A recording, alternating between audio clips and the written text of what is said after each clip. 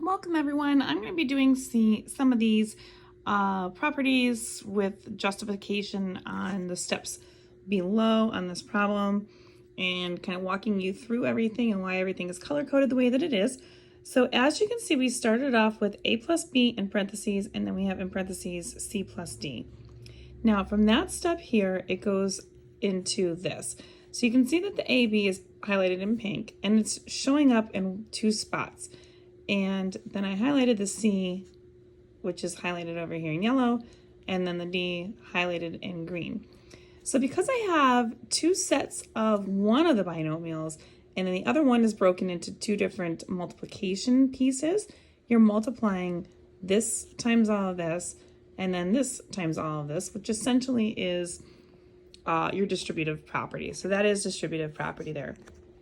Now, what we are doing is we're taking that C and the D values and we're just putting them in front of those A plus B parentheses.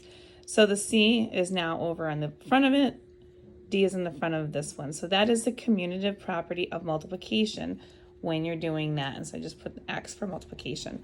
So again, we're multiplying, which is why it's multiplication, and then it's commutative because commutative, you can put things in different orders and it still ends up being the same thing. So whether I take the parentheses and multiply C after, or I multiply it before, it's still gonna give you the same answer. Then you can see we distributed the C. C times A is CA, C times B is CB, D times A is DA, and D times B is DB. So that is the distributive property. So distributive property is either you have parentheses or you've distributed it and then you gotten rid of the parentheses.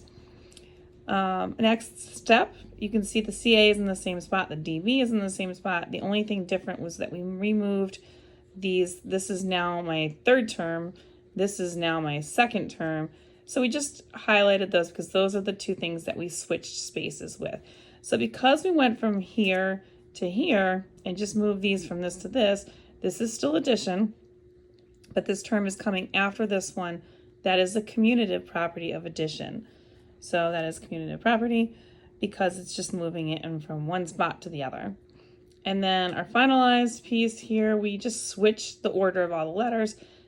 And this is now CA goes to CAC, DA goes to AD. Those are just flipping the spaces. We're multiplying these numbers or variables, but we're switching the place that we're placing them.